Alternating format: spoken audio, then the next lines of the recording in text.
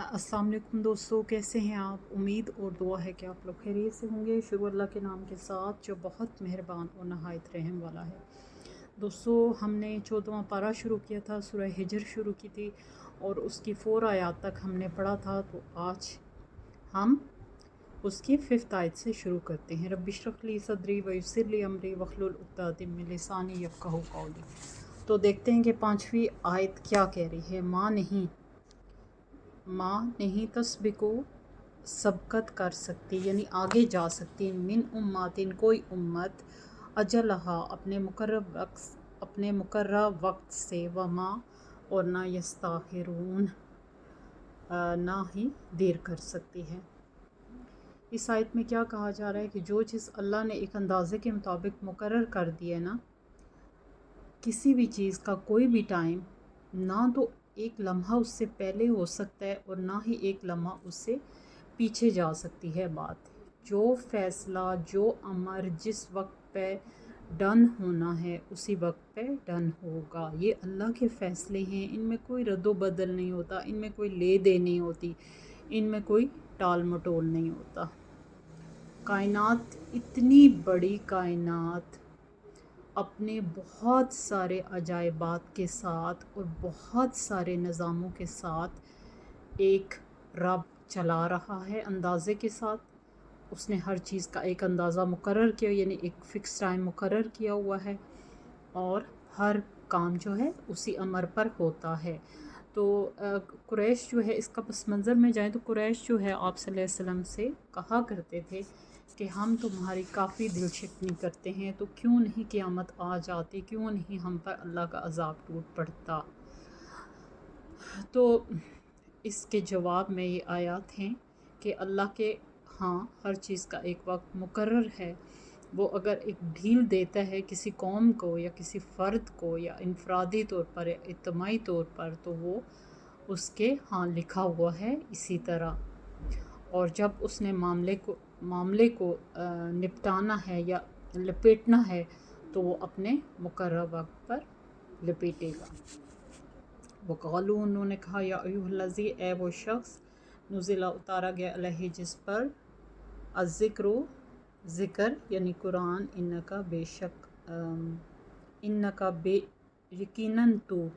लमजनून, अलबत्ता मजनून है। यहाँ पे जब आप सल्लल्लाहु अलैहि वसल्लम दावत हक़ की तबलीग दे रहे थे और एक बातिल माशरे में और एक कुफर माशरे में जब हक़ की तबलीग दी जाती है तो क्या होता है कि उसे बहुत सारी मज़ामत का सामना करना पड़ता है, क्योंकि एक तरफ एक माशरा होता है और एक तरफ एक इंसान होता है अपनी सच्चाई के साथ। तो एक इंसान पर यकीन करना जो है बहुत मुश्किल होता है। और उस सूरत में जब आपकी नस्ल दर नस्ल जो है बिगाड़ चला आ रहा हो और उन नस्लों का बिगाड़ जब फ़ाइनली अल्लाह ताला जब उस हदायत का इरादा करता है किसी कौम को, तो एक पैगंबर को भेजता है, तो इस पैगंबर को बहुत मुश्किलात का सामना करना पड़ता है, क्योंकि आगे सिर्फ़ एक शख्स नहीं होता, एक बातिल कौम होती है पूरी मौजूद जो किसी तरह मान के नहीं देती।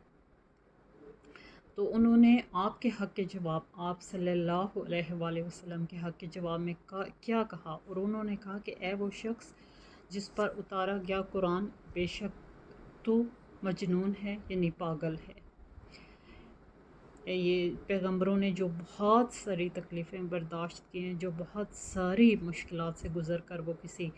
फ़तह तक पहुँचे हैं, तो उन्होंने तरह तरह की अज़ियत सही है, ज़हनी, जिस्मानी और हर लिहाज से। तो उनमें से एक ये भी बात है कि आपको झुटलाया गया और कहा गया कि ये किताब आपने ख़ुद लिखी हुई है जिसको कुरान कहते हैं और आप पागल हैं। दोस्तों, हर माशरे में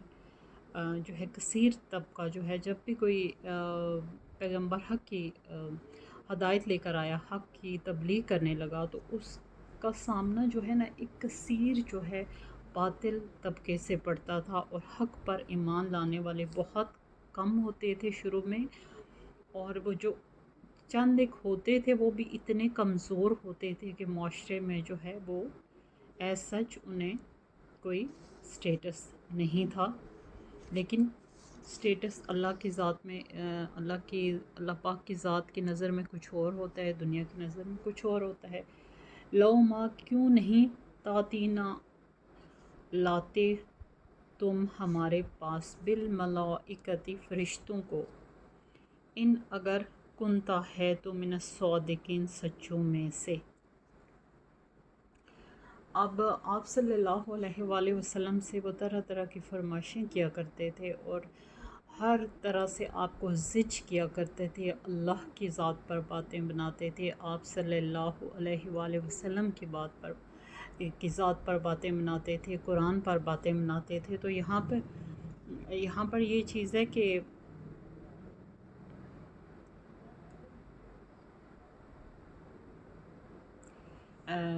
اسی طرح قریش کی جو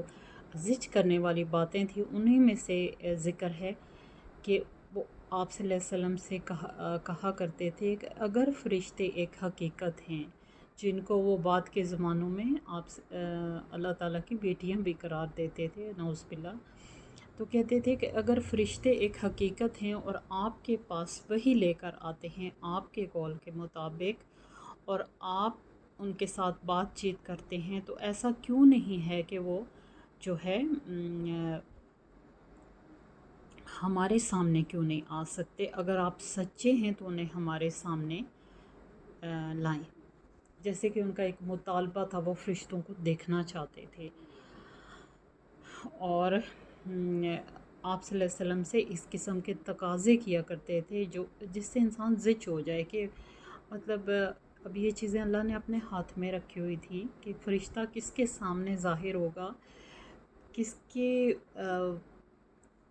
ظاہر ہے ایک پیغمبر کا درجہ کہاں اور ایک عام انسان کا درجہ کہاں۔ اگر فرشتے سب کو نظر آ جاتے تو پھر تو بات ہی جو ہے نا، معاملہ ہی لپیٹ دیا جاتا نا۔ اگر ان کی فرمائشوں پہ سارا نظام چلتا اللہ کا، تو پھر اللہ کی بھی ضرورت نہ رہتی نا۔ تو یہ اس قسم کی باتیں کیا کرتے تھے جو بہت جو ہے تنگ کرنے والی تھی۔ لو ما ما نہیں، ننزل الملائکۃ نہیں ہم اتارا کرتے فرشتوں کو، الا مگر بالحق حق کے ساتھ، وما اور نہیں کانو ہوا کرتے وہ اذن تب منظرین تب مہلت دیے جانے والے۔ دوستو اب یہاں پہ اللہ پاک ان کے جو مطالبات تھے، جو مطالبات کی فہرست تھی، جس میں سے یہ 2 مطالبے ابھی آپ کے سامنے آئے ہیں اور میں نے ان آیات میں ذکر کیا ہے، ان میں سے ایک یہ تھا کہ فرشتے کیوں نہیں ہمیں نظر آتے اور تم جھوٹ بول رہے ہو اور فرشتوں کی کوئی حقیقت نہیں ہے۔ تو اس کے جواب میں اللہ پاک وحی کے ذریعے آپ صلی اللہ علیہ وسلم سے کیا فرما رہے ہیں؟ اللہ پاک فرما رہے ہیں کہ نہیں ہم اتارتے فرشتوں کو مگر حق کے ساتھ،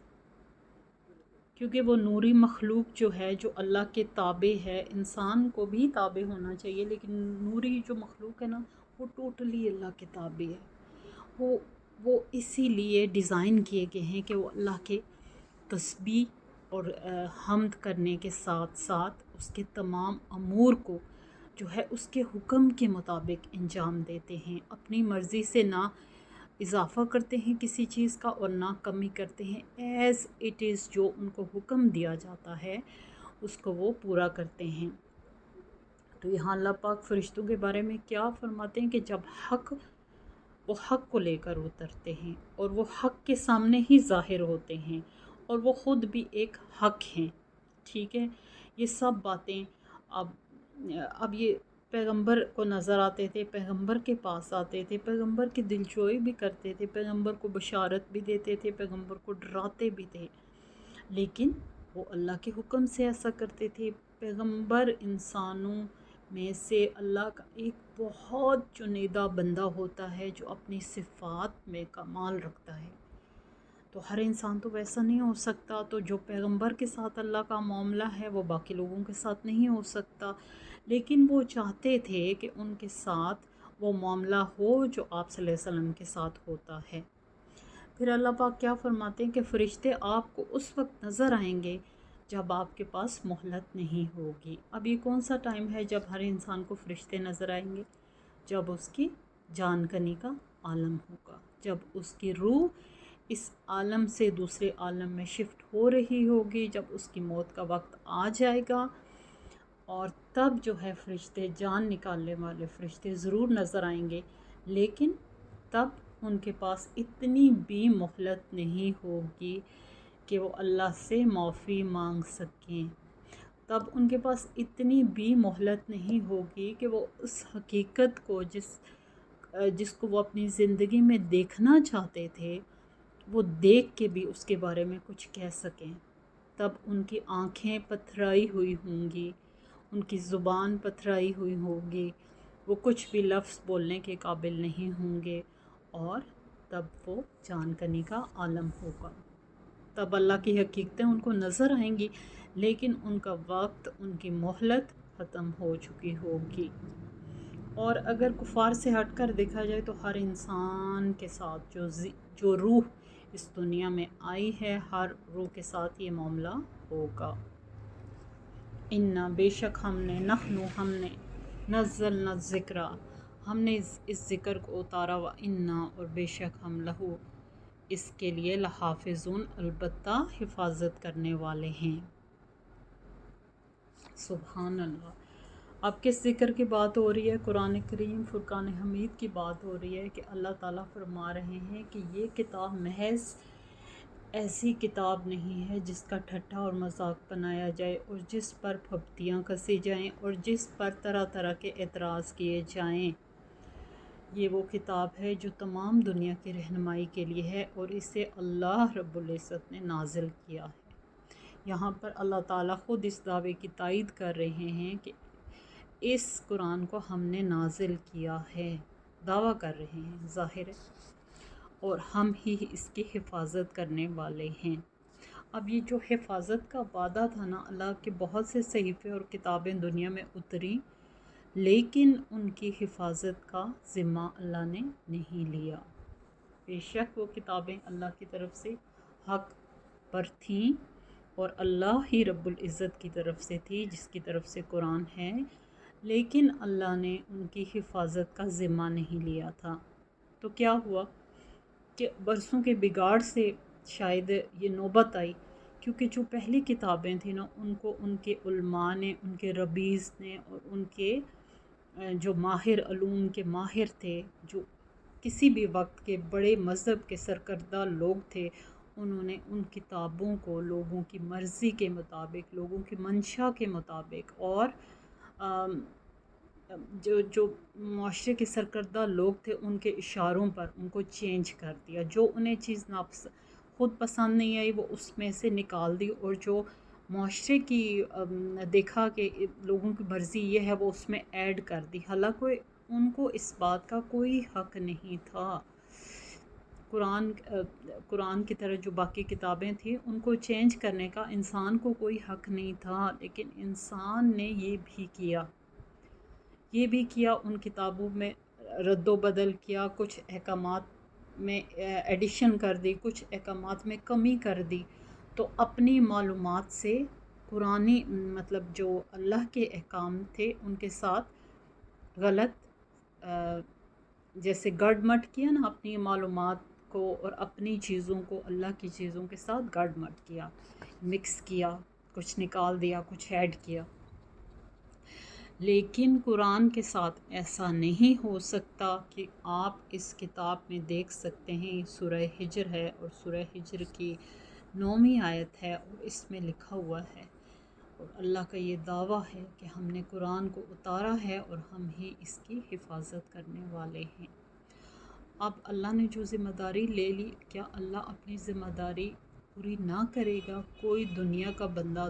کوئی دنیا کا مذہب، کوئی گروپ آف پیپل، کوئی جو اس دین کے خلاف ہیں، کوئی بھی مل کر بھی اس کتاب کو چینج نہیں کر سکتے۔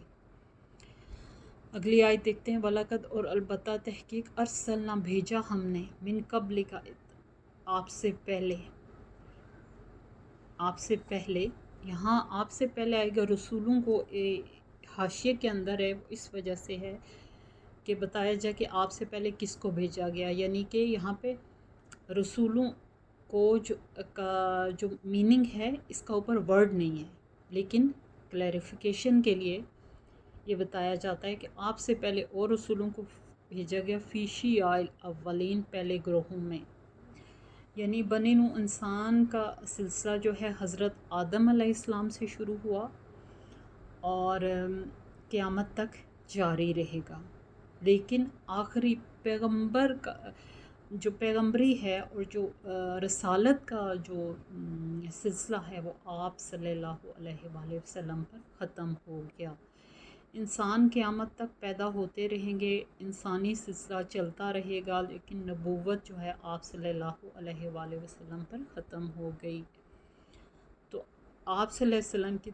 تسلی اور تشفی کے لیے آپ کو بتایا جا رہا ہے کہ آپ سے پہلے بھی رسولوں کو دنیا کے مختلف گروہوں میں بھیجا گیا، جن میں سے بہت سارے پیغمبروں کا ذکر قرآن مجید میں موجود ہے۔ اگر آپ ترجمے کے ساتھ پڑھیں تو بے شمار پیغمبر ہیں، حضرت نوح علیہ السلام، حضرت لوط علیہ السلام، حضرت یوسف علیہ السلام، حضرت یعقوب علیہ السلام، حضرت یونس علیہ السلام، حضرت موسیٰ علیہ السلام، حضرت عیسیٰ علیہ السلام، حضرت داؤد علیہ السلام، حضرت سلمان علیہ السلام، حضرت شعیب علیہ السلام، یعنی بے شمار پیغمبر مختلف گروپ آف پیپل کی طرف جس وقت اللہ نے ضرورت سمجھی، اللہ نے ان پیغمبروں اسی قوم میں سے ایک بندے کو چنا، اس کو پیغمبر بنایا اور جو ہے اس پر صحیفہ یا کتاب نازل کی۔ دوستو آج یہیں تک پڑھتے ہیں، اور ہم نے 5 آیت سے شروع کیا تھا اور 10 آیت تک پڑھا ہے، تو ختم کرتے ہیں۔ میرا بہت گیپ آ جاتا ہے اور میں معذرت کرتی ہوں آپ لوگوں سے، اور آج کل آپ دیکھیں کہ گرمی کے حالات کتنے تباہ کن ہیں۔ اللہ تعالیٰ ہمیں مزید آزمائش سے بچائے، اپنی رحمت کی بارش سے۔ ہم گناہ گاروں کو یقین کریں کہ ہم گناہ گار ہیں، ورنہ اللہ بہت رحیم ہے۔ ہم گناہ گاروں کو اپنی رحمت کی بارش سے مستفید کرے، اور آپ سوچیں کہ یہ گرمی ہم سے برداشت نہیں ہو رہی، اور اس وقت جب ہم اپنے اعمال کی کتاب اٹھائے کھڑے ہوں گے اللہ رب العزت کے سامنے، اور سورج سوا نیزے پر ہوگا، تو ہم کس طرح کس حالت میں ہوں گے۔ تھوڑا سا تصور کریں کہ اس وقت انسان کے کیا حالات ہوں گے، کہ یہ گرمی ہم سے برداشت نہیں ہو رہی۔ اور کوئی بھی چیز ہے، یعنی کوئی بھی عذاب ہے، اس کو چھوٹا نہ سمجھیں، اس کو بڑا سمجھیں، اور زندگی کی اس مہلت سے، جو سانسوں کی مہلت ملی ہوئی ہے، اس سے فائدہ اٹھا لیں کچھ۔ اور گناہ انسان سے ہوتے رہتے ہیں، لیکن اسے کوشش کرنی چاہیے نیکیاں کرنے کی، کیونکہ نیکیاں گناہوں کو مٹاتی ہیں۔ اور ایسا نہ ہو کہ جب ہم اللہ کے سامنے کھڑے ہوں تو ہمارا نامہ اعمال خالی نکلے، تب بڑی حسرت اور بڑی ہی بدبختی کا مقام ہوگا۔ دوستو اس دعا کے ساتھ اللہم انی اسألک علما نافعا وعملا متقبلا ورزقا طیبا اجازت چاہتی ہوں۔ اللہ حافظ۔